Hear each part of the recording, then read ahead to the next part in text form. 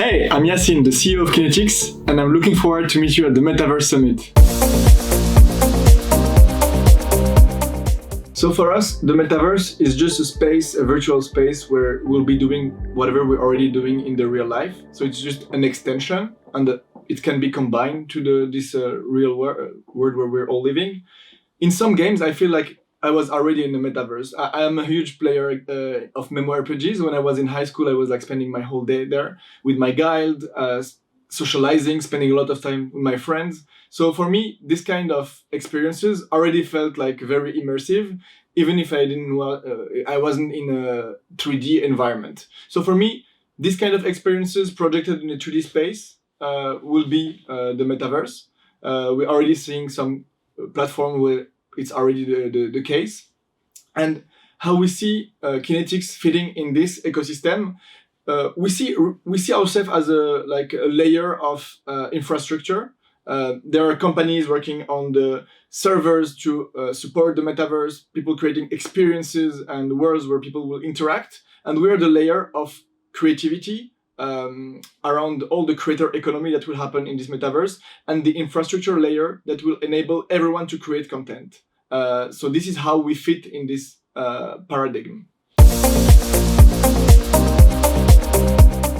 So there are a lot of concepts here, and they're all interlinked, but not sometimes the same things. For me, why 3D is important is because in the metaverse, there is a very big need of presence. And that's the difference between, for me, what's happening today, where we are outside the screen and where we're within the experience, is that we're not feeling present, we're not feeling immersed in an experience.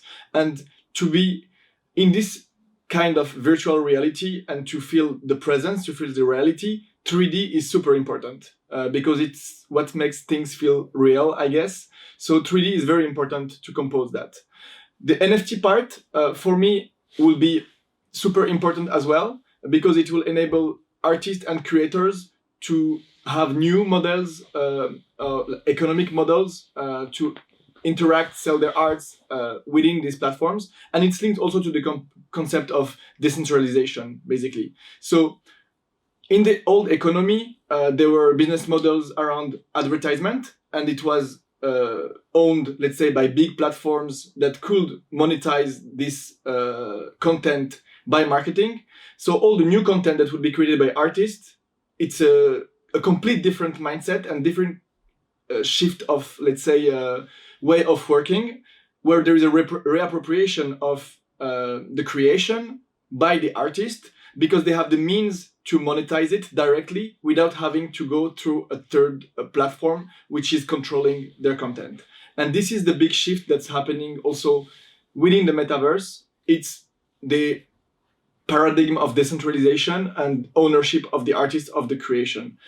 So artists will be creating in 3D, they will be owning the arts, they will be composing this metaverse, and there will be also one last concept we didn't talk about is composability, and I think it's super important one. So artists will be composing with arts of other artists working together, so it will be a much more collaborative space, because everyone can build on top of what other people are doing, which is amazing, and open a lot of creative and also technological innovation in the metaverse. Yeah, so at Kinetix, we see our creators as being part of this new economy. So we want to have a business model that fits with this new economy.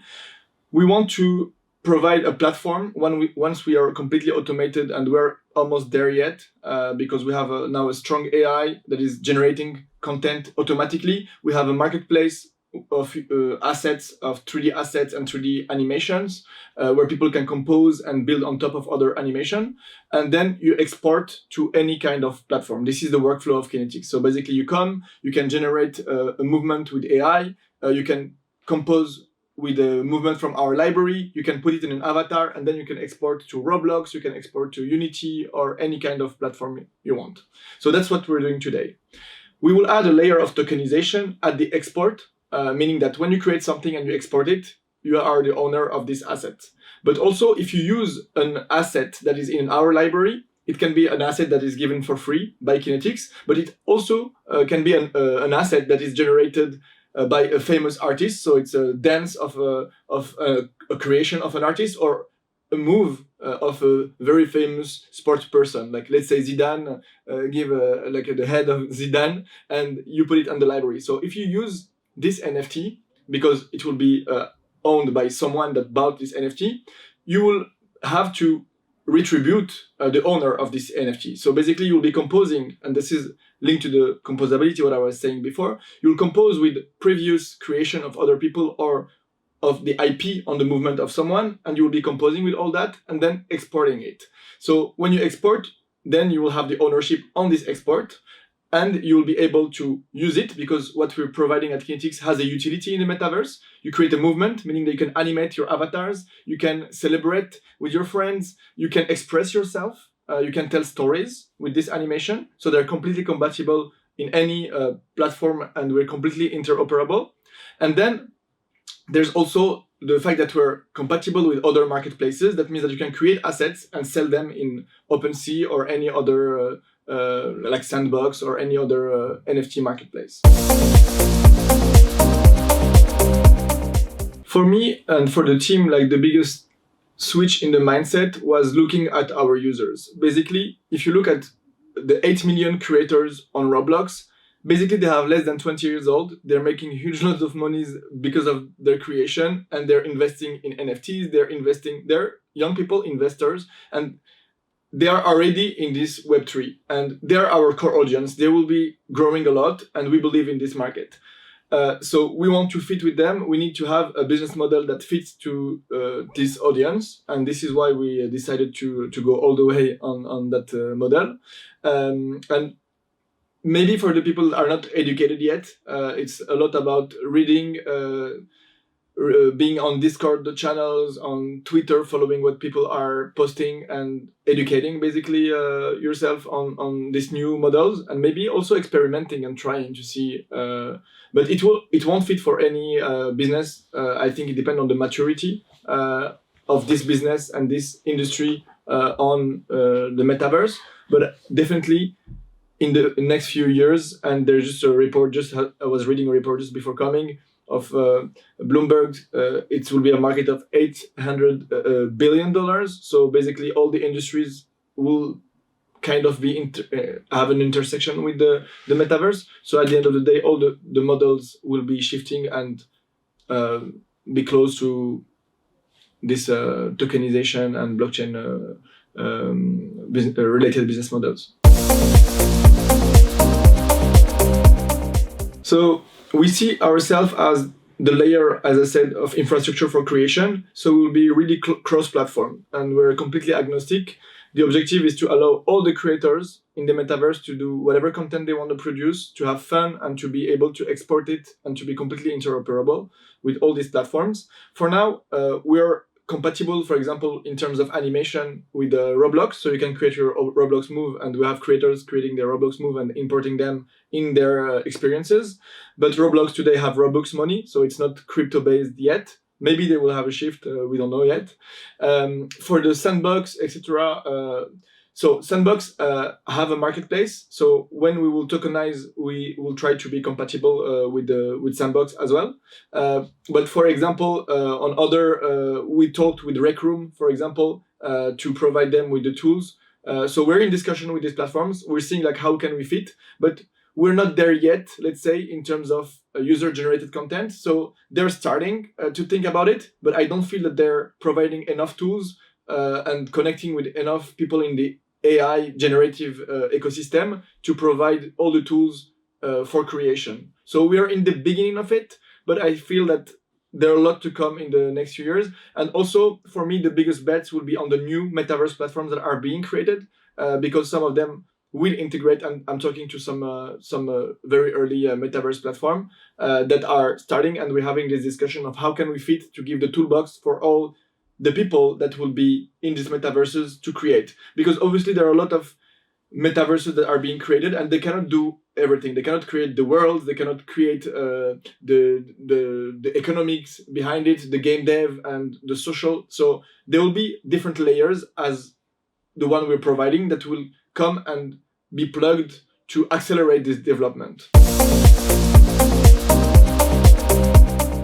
It's a very, very hard question to know who will win the game. I think it's everyone has its own advantages and like pros and cons. I would say that for me, the stronger I think it's Roblox because even if they're not crypto based, they have the mindset of giving the tools for the creator. So if we see like where are the people creating the most, it's in Roblox. There are 40 million games and experiences creating in Roblox, more than Unity and Unreal together. And actually, the market cap of Roblox is higher, even if I think they make less revenues. So it shows the power of the community, and it will be easy. Like I think it will be easy for them to make the switch to Web3.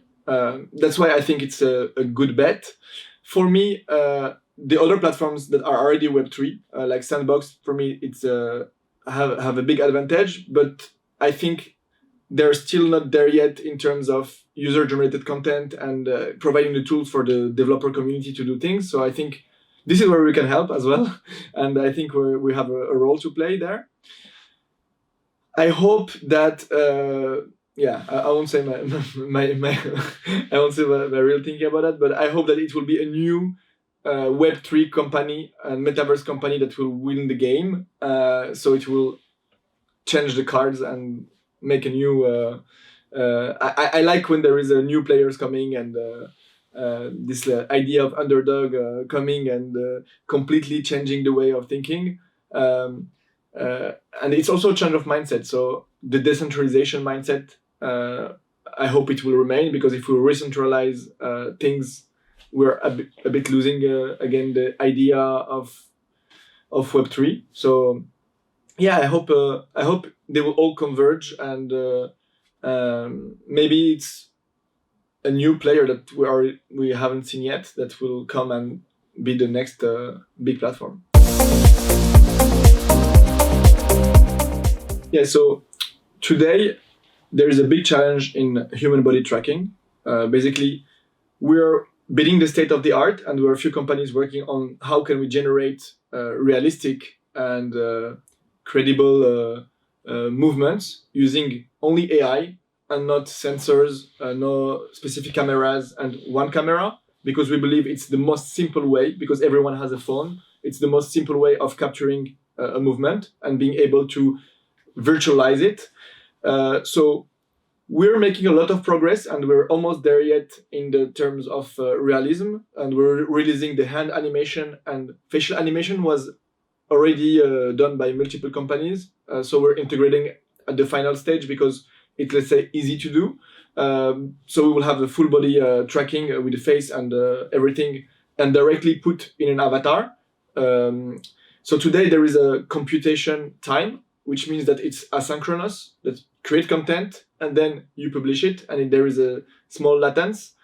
But we are working towards real time, and we believe it's the future for virtualization of concert, of any experience that we live, like any cultural experience will be virtualized and accessible in real time from another place. And we're working on that. But today, the state of the art is still complicated, because if you do real time, you lose in quality of the movement. So it's a trade-off, and we're doing our best. Now we have a team of about 15 engineers and developers and 3D engineers that are working on how can we stay as close as possible to what we want to capture, and at the same time providing it in a good quality, in real time, automatically plugged in any avatar that you choose. When you log in Kinetix, you have your templates and you can create a project. So let's say we enter in a project where there is already a video. So basically you can import your own video, and automatically Kinetix will generate the 3D animation based on this video. So here, for example, you have a tennis player. So it's a 3D, you see you can turn around it. And then you have the editing tools. So in the library, you will be able to add any movement. Let's say you want to dance, and it will automatically add it. And without having any technical skill, you're able to compose from the movement of the library and merge them and compose with the ones that you customize, bringing your own video. And then you're also able to automatically plug any avatar. So let's say here, this girl. So you're able to automatically put your assets. Sorry, I created a second girl, but if we come back to character, if I select this one and I want to put a Roblox character, then it will automatically map the Roblox character on the person. And then if I go here, I can select this person and bring other animation and create a story. Then I can also put backgrounds, let's say. So if I want to create my own universe to see in context and how it looks like in context, I can add, we can see the lighting, and we can also add props. So let's say I want to add this, you can select it and push it. And then you can create your own scene. And then you can export the character to any other type of platform. It could be Unity, Blender, Roblox, Maya, and we are in the right format for anything. So now the platform is, so you can do whatever you want, it's free. But then when you want to export, you have Kinetix and soon NFTs on it. So basically, when you export, you'll be creating a token on your assets and you'll be able to resell it in any other marketplace. And coming back to that also, if we come back to our marketplace, so now you have a lot of assets which are generic animations, but then when we will open the internal marketplace, people can create and publish in the marketplace their asset and they can put the price they want on it. And we as Kinetix will be doing some drops as well, working with famous athletes, working with the stars. We will be able to have very original and specific movements that we will put on the platform that people can buy. And once they put it in the platform, they have a utility because people can buy them. And once they buy them and they use them in their project, you receive a fee on the usage of this. This is coming back to the composability topic we were discussing earlier. So yeah, don't hesitate to try and use Kinetix for your creation, for avatars or any storytelling you want to tell and express yourself in the metaverse.